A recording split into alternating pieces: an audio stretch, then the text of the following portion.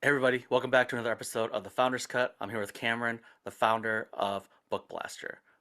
We got to meet not too long ago, and I really enjoyed the conversation as well as the area of innovation that he's going after. And so I offered him a spot on the podcast to talk more about it. Before we jump into what Book Blaster is, we'd like to jump into who the person is first. So Cameron, can you give a little bit more flavor on your background and where you were before this?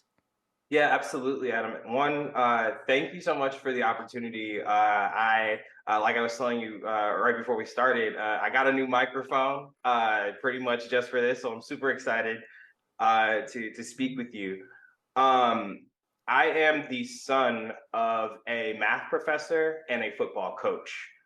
So with me, you get a little bit of both. I love to geek out about numbers and code and playing chess and things like that. But then I also have this very competitive side, and I'm always looking to uh, find the best within myself and the people around me. So you get a little bit of both with me, but before I was working on Book Blaster, I was up in the Twin Cities, and part of the way that we got connected was through our mutual networks that are still in the Twin Cities. For me, we're based in Washington D.C. or just outside of Washington D.C. now. But before the pandemic, Adam, I was doing a lot of marketing work with local businesses in the Twin Cities. So if you ever watch Top Chef, there's a brother on there from the Twin Cities named Justin Sutherland. And before that show aired, he had just won Iron Chef. His dad called me and was like, what can you do for my son, like marketing wise? And that kind of put my career on this different trajectory where, now I'm working with some of the best chefs in the country. I'm doing, the Final Four, Super Bowl, and stuff like that when it's coming to the Twin Cities, all with from a marketing perspective. So if you've ever uh, uh, seen those drone videos like flying around the stadium, or like we did some partnerships with Mountain Dew, so like really cool things that I never would have imagined. It was also kind of funny because I was shooting these videos like with really like a cell phone and a drone. It was a very mobile marketing rig, and so you had to be able to move in these tight spaces and hot kitchens with hot ingredients and expensive ingredients. You couldn't knock anything down, and so that was my world. And then when the pandemic hit, all of that, my world shut down. My world essentially disappeared. There were no restaurants, there were no events, and if there were, everyone was just trying to figure out how to make it work. So I pivoted. My agency and it was Sadiq, who is now my co-founder, but he started off, he was the virtual assistant for my agency. Um, so we pivoted our agency and we started working with authors, because a lot of people during the pandemic sat down to either get serious about promoting their book or like finishing this manuscript that they had in a drawer somewhere. And it was, we saw an opportunity. It was like, well, okay, these people are really bad at marketing, like really bad. But they have this burning desire. If you go through the process, you go through the work and gauntlet of creating a book, you want to get it out there. Some authors say, they don't do it for the money, and that's fine. But I don't think anybody wrote a book to sit on the shelf. And so getting it into the hands of your ideal readers was something that a lot of authors struggled with. So we took our skills from the local business marketing world, and we transferred them to this group of people that really needed our help. And so eventually that's what became Book Blaster. But that was probably a really long intro, so I'm gonna No, cut it off there. you know, everyone that I talk to is always like, "Oh man, I talk too much," but that's the whole point, right? We want to get to know the individual. Oftentimes, when you think about startup founders, they think it's all about the product, but in the early days, it's about the person behind the product. So, appreciate the candor and the detail. So, let's jump a little bit into what Book Blaster is today and what you think it's going to be tomorrow. What do you, at a high level, for people that are hearing about this for the first time, what are you building? Yeah, absolutely. So to kind of cap that story off, we started working with authors from around the world, all different genres, and we realized that there were a few uh, basic um, uh, strategies that authors needed to understand in order to build a business system around their books. So we created what we call the bottomless book sales method. That's actually the title of my first book. But the bottomless book sales method, Adam, is just creating a optimized landing page, just specific to your book. A lot of authors will they'll get a website, and so they think, oh well, I'm never gonna have another website again. So they'll put their Girl Scout, their niece's Girl Scout cookies and their son's T-shirt company, and they'll put all of this thing on this because they have a website now. But getting people to understand that a landing page is a specific web page that's only job is to sell your book. Another quick tip: if there's any authors watching this, you should also own the domain for your book. So if I go to 123lookslikeme.com, which is my mother's book, it should pull up the landing page specifically about my book, so that when you're on a podcast like this, you don't have to say, go to my website, / whatever, click on books, go to the bottom, that it's very difficult to articulate quickly. And it's also just a piece of digital real estate that authors should own. The next step is to bring targeted traffic to your landing page, right? So if you run out of milk, you go to the store, that has milk, hopefully, and you get milk. But when people don't have traffic, they're like, I don't know what to do. I don't know how to get traffic. But it's the same thing. You got to go to the stores that sell traffic. So you're talking about Facebook, TikTok, Twitter, even, or Google, the platforms that can send traffic, that have eyeballs and information, and can send that to another place. Not Amazon ads. A lot of people will get caught up in running Amazon ads, especially new authors, which is great, but Amazon ads only can reach people that are already on Amazon. And if you're someone who is building up your audience, like a lot of new authors are, you need to be able to channel that traffic through your landing page so that you can collect those eyeballs and that information. So collecting emails so that you can go on to step 3 of the bottomless book sales method, which is just automated email outreach. One of the biggest reasons why people don't get more reviews on their books is because they don't ask people to go back and leave them reviews. Why don't they do that? Because they don't have the ability to contact the people that actually bought their books. And this goes back into the not owning the eyeballs and information before people actually make those purchases. And there's also, tactics you can do to get people back to your website once they've already bought the book. But most authors don't have any of that infrastructure in place. So some of those high-level tactics don't really matter. All of this is to say, okay, yeah, bottomless book sales method, that's awesome. 3 steps, I can do that. And even for us with our agency and every tool that we could find and that money could buy, creating funnels still sucked. And it was a tedious process with a lot of steps that are important, but aren't really the fun part, if you will, of book marketing. So we said, well, what if we could automate the bottomless book sales method with AI? And so this was at the prehistoric days of AI, like a year ago, when this was like, well, what if? And I didn't know anything about OpenAI or GPT-3, or none of these things were part of my vocabulary. But what I was very passionate about was buying software on AppSumo. So do you use AppSumo ever, Adam? I know what it is, but I don't really need to get into it in my day to day. So, Fair enough. Well, I was addicted to AppSumo. Like they, would send me emails every day or whatever. I'd get ads, and I would always be on AppSumo checking for new software, new tools. And that was the most software I've ever used in my life. Before that, it was whatever basic tools that most people use and know about.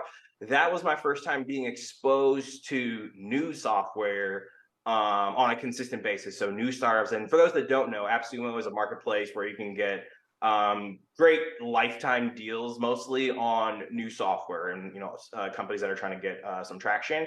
So it's pretty cool. You can get these awesome deals, and you find out about software that people don't know about yet. So it's kind of a win-win-win-win situation. But I noticed that a lot of tools on AppSumo weren't that great. And a lot of them were also tools that were a solution looking for a problem. They was like, oh, this is cool. I don't know if I'm going to do it this, but this is cool. Our problem is a super, super painful problem that we realize, one, just because we're doing it, we know what it's like to build sales funnels for authors. We know how many authors, we know what that demand is like. We know what that pain is like. So uh, once we started building Book Blaster as a software tool, even though the first versions were really, really bad and essentially just a form that, well, I guess most of the AI softwares are kind of just a form. But anyways, it was just a form that, would make an API call and we would get a response with a customized marketing output. In the beginning, it was just what we call our promo pack. So the landing page copy, the email copy, and the ads. But authors were signing up and paying us money. I think we were charging like $69 for a lifetime membership back then. So like a kind of like an AppSumo-esque lifetime deal. But we just wanted to see, is this something that people will pay for? Is this something that will work? And it absolutely was. So a lot of authors that have no idea where to get started with their marketing, and even authors that are pretty strong. We have I think 3 New York Times bestsellers that use Book Blaster right now. But even authors that have a pretty strong idea of how to self promote, they saw this. They know what a pain it is, and they know the types of tasks that go into creating a high level marketing strategy. So when they saw what we were automating, and when agencies that also work with authors saw what we were working to automate and they started reaching out, that's when we really knew that we had something. So that's what Book Blaster is. So I'm gonna put your feet to the fire. Give me like the 3 sentence pitch if someone's out there right now that wants to get their book on more radars. All right. Yeah. Selling books sucks. And it doesn't matter if you like marketing or hate marketing. There's a whole lot of things that we would rather be doing. So with Book Blaster, you can generate everything that you need to sell your book in a couple clicks, including your landing page, cinematic trailers, Facebook ads, TikTok scripts, and we're working on really, really cool developments, like, for example, our chatbot Ida that can remember your entire body of work and make personalized recommendations in a chatbot format. So Book Blaster is a game changer. That's the elevator pitch. Awesome, awesome, appreciate it. And appreciate you going through that with me. Um, Talk about some of the tractions. Talk about some of the wins that you've got. Obviously, if it's something that you don't want to speak about because it kind of keep close to your chest, that's fine. But anything that you're proud about, how many authors have used the platform, KPIs that might be of interest for people that are listening. Yeah, absolutely, and I'm not shy about it. I'm really proud of the traction that we've gotten so far. So we have a little bit over 250 paying authors who are using the platform, and like I said, we started off with a lifetime deal of $69, and we've gradually been raising the price since then.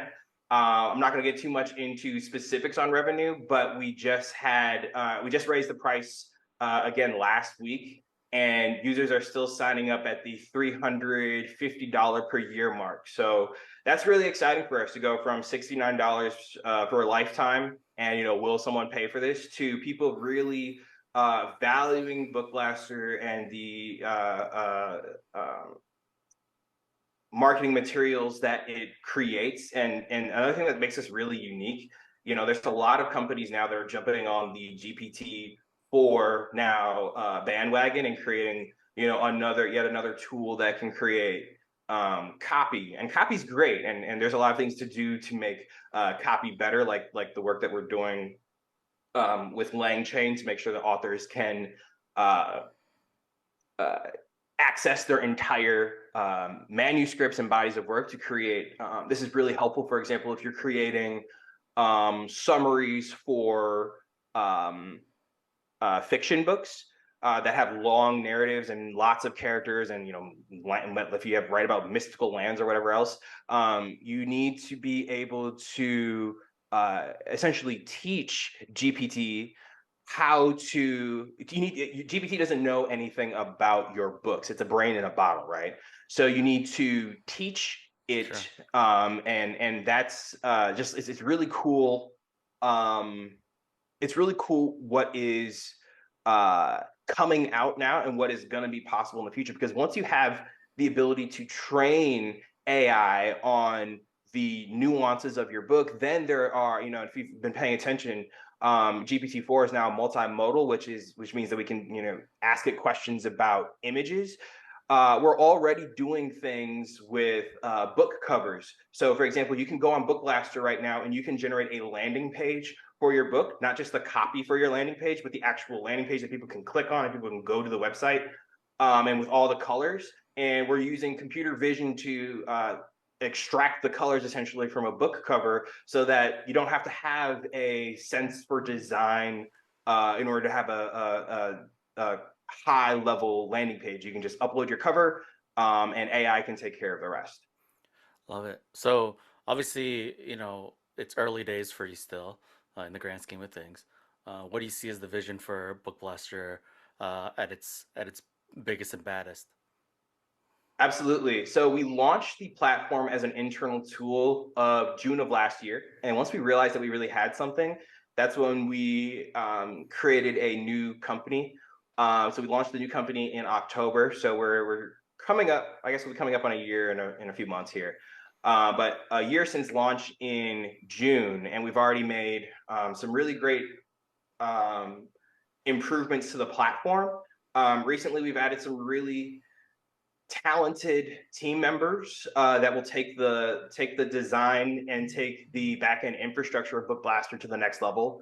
There are also some cool partnerships and developments that we are happy to be a part of. For example, with LangChain, like I mentioned, with MindsDB, they're working on machine learning within databases, and just all of these cutting edge developments that are coming to a head, and everything's moving so fast. And a lot of people are so excited about this that everyone's really willing to collaborate and learn from each other and see what's coming next. So there's a lot of really cool developments that we can add to Book Blaster. For example, a lot of authors really want to convert their book into a film script. So another way that you can access or utilize that body of information once it's ingested into GPT is to say, hey, I want to convert my manuscript into a theater script or a film. I'm not super. I'm not an expert on what the different terminology is, but we can create, or if you want to convert a long form adult book or a textbook, for example, that's for college students, into a book for younger students or even a children's book. There are so many different ways to reimagine information once you have a high level data set, essentially. Yeah, no, I think the sky's the limit. AI and natural language processing and all that stuff is a hot topic. I think naturally, just like everything else in life, people get defensive when they see something new that's coming down the pipeline. But um, I think the people that learn fastest to embrace it and benefit from it are gonna have a lot of benefits that people that continue to be reluctant because it's not going away. Right. It's you're not gonna be able to put it back in the bottle, and so the best you can do is try to harness the energy for good and just ride that bull as best as you can to your advantage, right? So very cool. I think there's probably 12 different ways that I can think of that you all could go in the future, and they're all very exciting. So what should people keep an eye out for through the rest of 2023? Anything cool? Any product releases that people should be looking for, or is it just kind of just continuing to grow the business author by author? Yeah, I think the part, excuse me, the IDA release is going to be really, really big. Where I see the future of AI, not just for us, AI automation, all of this. What's really going to make this big, and we saw this with the release of ChatGPT, is the more the public, the more um, people in the community have the ability to really interact with AI and automation in meaningful ways. It's cool to generate, fun images on Midjourney, but how does that really impact my life? And like you said, there are a lot of artists that are terrified right now of what's going on with text to image generation and all these different concepts. I'm personally very passionate about the passion economy, and something that you were just speaking to is that the angst a lot of people have around these technologies, and you're right, it's not going back into the bottle, but this is the best point in time, Adam. I think if you have a passion, which I think everyone does, it's never been more important and more possible to turn your passion into Yeah. what you do for a living. And AI is the same AI that's stealing jobs, is making jobs like mine that weren't here a year ago possible. So if you're able to take a step back and imagine, then there's a lot of possibilities. But for us, what are we excited about? Ida being that chatbot that can provide a natural language interface for people using Book Blaster. So one of the biggest hurdles that we still have to overcome with Book Blaster is that most authors aren't coming with any business or marketing skills in particular, so if you're presented with the best marketing tools in the world, but you don't know how to contextualize them, it's still difficult to get the most value out of them. So that natural language interface where I can say, hey, I have a book and I suck at marketing, I have no idea where to get started. Ida will be able to guide a user no matter where they are in their skills or passion, to be able to guide them through the process of creating a robust marketing strategy. So that's really exciting for me. Very cool. No, I think that'll be a very helpful tool for people that are passionate about writing about their lives or whatever topic they want to, but aren't very good or don't want to spend the time learning a brand new skill set to get their message out there, right? I think everyone wants to Yes. focus on what they're good at and offload everything that they're not good at to somebody else or something else. So it makes a lot of sense. I can see where the value prop and where it intersects with, people that have a lot to say and have a lot of good ideas that want to get out there, but don't have the business savvy or the marketing moxie to make it work, right? As we kind of wrap this up, I want to give you a chance. Any people, groups, things that you want to shout out before we close this out? Yeah, shout out to our team. Like I said, it started off with just Sadiq and I, but we've grown, we've added some really amazing people. Also, shout out to our partners. We use a lot of tools that are also in kind of the same journey as us. So we've met a lot of other founders that are on the cutting edge of these AI and automation technologies, and without them being willing to roll up their sleeves and help us figure out these tough problems and build something that's never existed before, we wouldn't be as far as we are now. I would just say I have a new book coming out later this fall called The Way the World is Moving, The Rise of the Passion Economy. And the landing page will be out for that shortly. So if you follow me on LinkedIn or Twitter, those are probably the best ways to see the book. What's your Twitter handle? The Cameron Clarkson. Okay, the Cameron Clarkson. And then Yes. what's the website for Book Blaster? Bookblaster.io. Awesome. So if you want to follow Cameron, uh, you know, jump on Instagram and follow him at the Cameron Clarkson. Or if you want to go and check out the website for the services that they offer for aspiring authors or even established ones at that, check out bookblaster.io. Cameron, I really appreciate your time.